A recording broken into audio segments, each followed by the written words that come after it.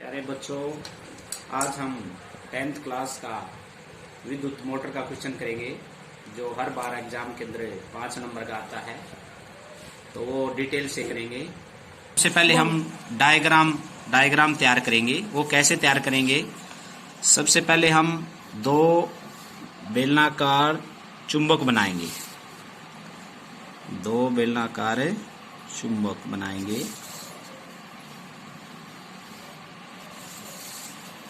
ये हमारा पहला चुंबक यानी नॉर्थ पोल तैयार हो गया। उसके बाद दूसरा चुंबक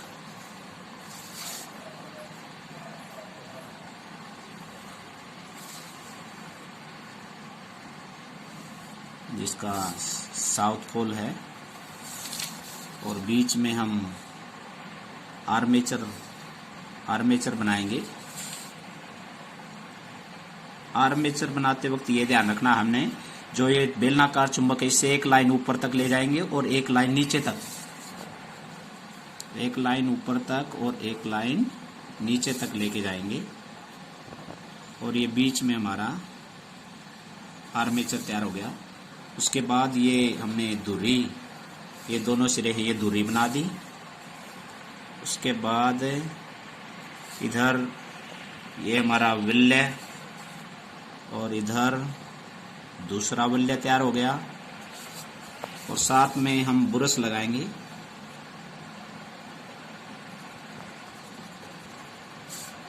इधर भी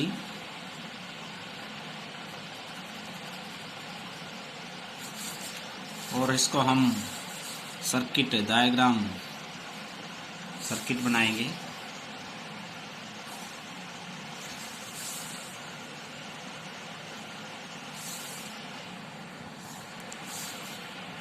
और विद्युत बैटरी से अटैच करेंगे।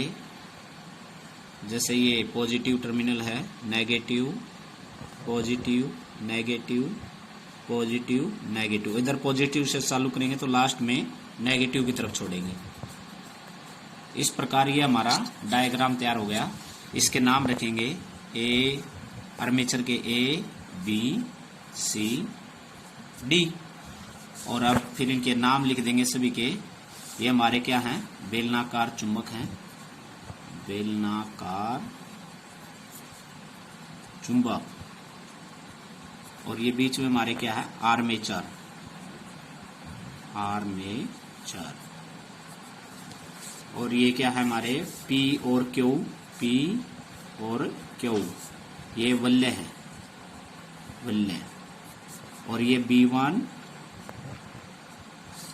चाहे इसको हम X भी रख सकते हैं, X और Y। ये क्या है? Brush, brush. और ये हमारी बैटरी है। अब इनका हम एक एक का डिटेल से करेंगे। तो सबसे पहले तो हमने ये दो बेलनाकार चुंबक बनाए, बीच में आर्मेचर बनाया, और ये हमारी धुरी है, मोटर की धुरी। और धुरी के साथ हमने एक साइड P और दूसरी साइड Q विल्य लगा, और एक साइड X ब्रश और दूसरी साइड Y ब्रश, और दोनों को हमने इस डायग्राम के अंदर बैटरी से कनेक्ट कर दिया। इसके बाद हम रचना डिटेल से करेंगे।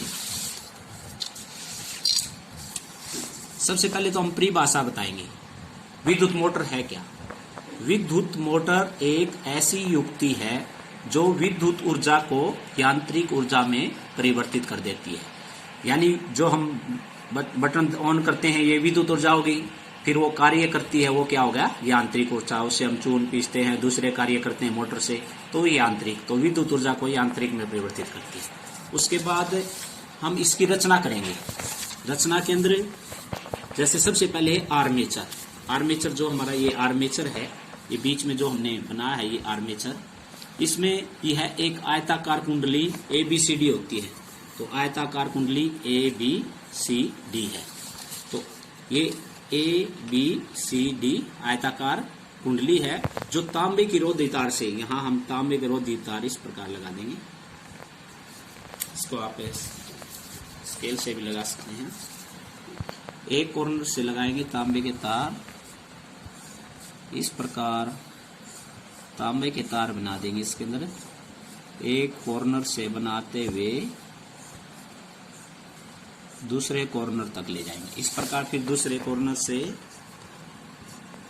ये तार के लपेटों की संख्या है, जो मोटर के अंदर तार बंधे हुए होते हैं तांबे के, वो हम बना रहे हैं। तो ये हमने इसके अंदर कुंडली तैयार कर दी, जो जिस पर तांबे के तार लपेटे हुए। तो ये जो तांबे के तार रोधी तार से बनी होती है। कुंडली चुंबकीय क्षेत्र के दो ध्रुवों के बीच इस प्रकार स्थित होती है कि भुजा AB तथा CD चुंबकीय क्षेत्र की दिशा के लंबवत हो। तो इसमें सबसे पहले आर्मेचर के बारे में बताता है। आर्मेचर क्या है? ABCD एक आर्मेचर है, इस पर ये तार लपेटे हुए हैं, और ये कुंडली है जो ये बीच की चुंबकीय दो चुंबकीय क्षेत्र जैसे नॉर्थ और साउथ, उनके बीच में ऐसे होती है AB और CD एक दूसरे के लंबवत, यहाँ एक दूसरे के लंबवत है, यानी 90 के कोण पर हैं, ये एक दूसरे के लंबवत हैं। उसके बाद दूसरा पॉइंट है हमारा स्थायी चुंबक। स्थायी चुंबक क्या होता है? आर्मेचर कुंडली एक प्रबल स्थायी चुंबक के दो ध्रुवों के बीच स्थित होती है। चुंबक एक प्रबल चुंबकीय क्षेत्र उपलब्ध कराता है, यानी आर्मेचर है वो दो स्थायी चुंबक, जैसे एक ये चुंबक है, एक ये चुंबक, इनके बीच में होता है आर्मेचर। इन दोनों चुंबकों का काम है बीच में चुंबकीय क्षेत्र को पैदा करना। इसी चुंबकीय क्षेत्र से ये घूमता है आर्मेचर। तो इन दोनों का काम है दोनों चुंबकों का बीच में चुंबकीय क्षेत्र पैदा करना। उसके बाद तीसरा है वलय, विभक्त वलय। वलय कुंडली के दोनों सिरों पर विभक्त वलय दो अर्ध विभागों और P और Q में होते हैं। इन अर्ध विभागों की भीतरी सतह विद्युत रोधी होती है, दूरी से जुड़ी होती है। P और Q के बाहरी चालक सिरे दो स्तर बुरश X और Y से जुड़े होते हैं। तो इसमें जैसे हमने ये बनाया है P, ये वलय P इधर दूरी के साथ जुड़ा हुआ है AB के साथ, और Q वलय इधर CD के साथ जुड़ा हुआ है। यानी P और Q क्या है? दो वलय है। कई बार इसके कार्य भी आ जाता है, वलय के क्या कार्य है? तो वलय का कार्य है दिशा परिवर्तन का, तो दिशा परिवर्तन का कार्य करते हैं। तो P है इधर जुड़ा होता है, Q इधर जुड़ा होता है, और साथ में इसके बाद आ गया बुरश। दो कार्बन बुरश X और Y हैं जो एक जगह स्थिर हैं। विल्लों के बाहरी चालक P और Q के संपर्क में रहते हैं। यानी हमने ये दो, जैसे बुरश इधर ये बुरश बना दिया हमने X, और उधर बुरश ये हमने बना दिया Y। ये X बुरश है वो वलय P के साथ जुड़ा हुआ है, Y जो बुरश है वो Q के साथ जुड़ा हुआ है, ठीक है। और इस प्रकार दो ये बुरश हैं जो वलय के साथ। उसके बाद है बैटरी। बैटरी का काम है मोटर को विद्युत धारा का प्रदान करना। दोनों बुरश X Y से जुड़ी होती है। इस प्रकार ये हमने बैटरी बना दी, जो इधर बुरश X के साथ जुड़ी हुई है और उधर बुरश Y के साथ जुड़ी हुई है। इस बैटरी का कार्य है लगातार इस मोटर को विद्युत धारा प्रदान करना। तो ये थी हमारी रचना। उसके बाद हम कार्यविधि करेंगे। कार्यविधि किस प्रकार मोटर है वो कैसे काम करती है। सबसे पहले जैसे विद्युत धारा बैटरी से चलकर बुरश X से होते ABCD में प्रवेश करती है, यानी यहाँ से सबसे पहले जैसे हमने की ऑन की, यहाँ जैसे हमने बटन लगा दिया की का, यहाँ जैसे हमने बटन ऑन किया, यहाँ से बुरश से यहाँ से जो करंट गया, विद्युत धारा गई, यहाँ से जाकर बुरश X से होते हुए यहाँ AB, इस प्रकार ये दिशा दिखा देंगे। जो धारा है वो A से B की ओर और फिर C से D की ओर, इस प्रकार ये हमने दिशा दिखा दी है। A से B की ओर, C से D की ओर। तो करंट की दिशा क्या है? ABCD। तो इसमें कहता है विद्युत धारा बैटरी से चलकर बुरश X से होते हुए ABCD में प्रवेश करती है तथा चालक बुरश Y से होते हुए बैटरी के दूसरे टर्मिनल पर वापस आ जाती है। यानी इसने कहा जैसे हम स्विच ऑन करते हैं, जो विद्युत धारा है X से होते हुए AB में प्रवेश करती है और फिर CD में प्रवेश करते हुए यहाँ XY से होते हुए और इस प्रकार बाहर निकल जाती है। उसके बाद कुंडली में विद्युत धारा AB में A से B की ओर और भुजा CD में C से D की ओर होती है। यानी ये जो हमारी ये कुंडली है इसमें धारा है A से B की ओर, इसलिए हमने ये दिशा दिखाई है। धारा A से B की ओर होती है, C से D की ओर होती है। तो ए बी और सी डी, ए बी तथा सी डी में विद्युत धारा की दिशाएं एक दूसरे के विपरीत होती हैं। यानी ए से बी की ओर धारा की दिशा क्या है, ऊपर की तरफ, और सी और डी में धारा की दिशा किस में है, नीचे की तरफ। तो ये दोनों क्या है, एक दूसरे के विपरीत हैं। ये ऊपर की तरफ है, ये नीचे की तरफ है। इसलिए ए से बी में, सी से डी में, दोनों में जो करंट की दिशा है वो क्या है, विपरीत होती है। उसके बाद क्या कहता है ये, तो ए बी और सी डी में विद्युत धारा की दिशाएं एक दूसरे के विपरीत होती हैं। चुंबकीय क्षेत्र में रखे धारावाही चालक पर जो बल की दिशा है फ्लेमिंग का वामहस्त नियम, तो इस पर कौन सा नियम लगेगा, फ्लेमिंग का वामहस्त नियम। तो ये कहेंगे कि जो मोटर है, ये मोटर है वो किस पर, फ्लेमिंग के वामहस्त नियम पर, इस पर वामहस्त नियम लागू होता है। सबसे पहले जैसे भुजा ए बी पर आरोपित बल इसे अधोमुखी नीचे की तरफ धकेलता है, और सी डी पर बल है वो ऊपर की ओर धकेलता है। यानी जैसे ये हमारा आर्मेचर है, इसमें जो ए बी हिस्सा है ये ऊपर की तरफ है, सी डी नीचे की तरफ। तो सबसे पहले ए बी पर बल लगता है। ए बी जैसे ए बी है इस प्रकार घूमेगा, जैसे इसने इधर चुंबक है इसको इस प्रकार खींचेगा, तो ए बी है नीचे की तरफ चला गया, और जो सी डी नीचे हिस्सा था वो ऊपर की तरफ आ गया। तो ए बी हिस्सा है वो नीचे की तरफ और सी डी ऊपर की तरफ धकेला गया। तो इसमें यही कहा है, ए बी है जो नीचे की तरफ धकेला जाता है, सी डी है ऊपर की तरफ धकेला जाता है। इस प्रकार किसी अक्ष पर घूमने के लिए कुंडली घूर्णन करती है। आधे चक्कर में, आधे घूर्णन में Q का संपर्क ब्रश X से हो जाता है। तो ये इस प्रकार कहता है कि जब ये ए बी इस प्रकार नीचे की तरफ और सी डी ऊपर की तरफ आ जाता है, तो जब ये आधा चक्कर लगाता है, ये आधा हो गया क्योंकि पूरा तो इस प्रकार होता है, तो ये आधा चक्कर हो गया, यहां से ये आधा चक्कर। तो आधे चक्कर के बाद क्या होगा, ये जो ए और बी है ये किसके साथ जुड़ा हुआ था, जो X के साथ। तो P वलय किसके साथ जुड़ा हुआ था, X के साथ। तो ये P वलय है किसके साथ जुड़ जाएगा आधे चक्कर के बाद, Y के साथ। आधे चक्कर के बाद P है Y के साथ, और जो ये इधर Q हिस्सा है ये किसकी तरफ, X से जुड़ जाएगा। यानी इसमें क्या कहेंगे कि आधे घूर्णन में Q का संपर्क ब्रश X से होता है और P का संपर्क ब्रश Y से होता है, और कुंडली में जो धारा है वो DCBA हो जाती है।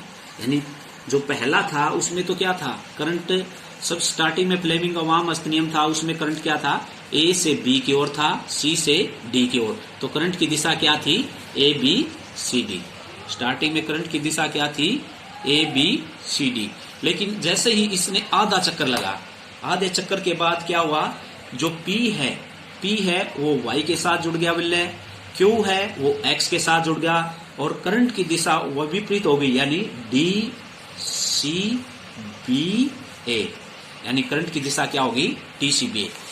तो ये यही कह रहा है कि जो करंट की दिशा है वो DCBA हो जाती है। तो इस प्रकार धारा के उत्क्रमित होने पर बल की दिशा AB और CD में भी उत्क्रमित हो जाती है। इस प्रकार कुंडली जो पहले AB जो ऊपर की ओर, यानी जो हमारा AB था, यानी जो AB हिस्सा था वो जो नीचे की तरफ गया था उसको अब ऊपर की तरफ, अब ये हिस्सा ऐसे हो गया, AB हिस्सा क्या नीचे की तरफ चला गया और CD ऊपर की तरफ, फिर AB क्या आ गया ऊपर की तरफ और CD नीचे की तरफ। यानी AB जो अधोमुखी धकेली गई थी अब ऊपरमुखी धकेली जाती है, और कुंडली की भुजा CD जो ऊपरमुखी धकेली गई थी वो अधोमुखी धकेली गई है। इस प्रकार आधे चक्कर के बाद ये घटनाक्रम है वो पूरा कर लेती है।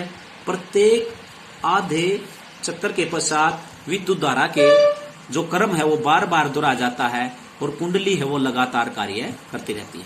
तो ये यही कहता है कि प्रत्येक आधे चक्र के बाद, जैसे पहले स्टार्टिंग में करंट था वो A से B की ओर, C से D की ओर, यानी ABCD था, लेकिन जैसे ही आधा चक्कर हुआ, आधे चक्कर के पश्चात जो करंट की दिशा है वो ABCD से क्या होगी, DCBA। जो P वलय है वो Y के साथ जुड़ गया, Q वलय है वो X के साथ। इस प्रकार करंट की दिशा हो क्या होगी, DCBA। इस प्रकार ये क्रम है वो बार बार चलता रहता है और मोटर है वो कार्य करती रहती है। उसके बाद कुछ ये भी पूछ लेते हैं वल्य का क्या कार्य है। तो जो इसमें जो वल्य हैं यानी P और Q, इनका क्या काम है? दिक् परिवर्तक, यानी विभक्त वल्य दिक् परिवर्तक के रूप में कार्य करते हैं, यानी दिशा परिवर्तन के रूप में करंट की दिशा बदलते हैं। जैसे ABCD DCBA, ABCD DCBA, प्रत्येक आधे चक्कर के बाद करंट की दिशा है वो बदलती रहती है। तो विभक्त वल्य हैं दिक् परिवर्तक के रूप में कार्य यानी दिशा परिवर्तन के रूप में कार्य करते हैं, और इस प्रकार है वो मोटर कार्य करती रहती है। तो इस प्रकार ये आपका क्वेश्चन कंप्लीट हुआ।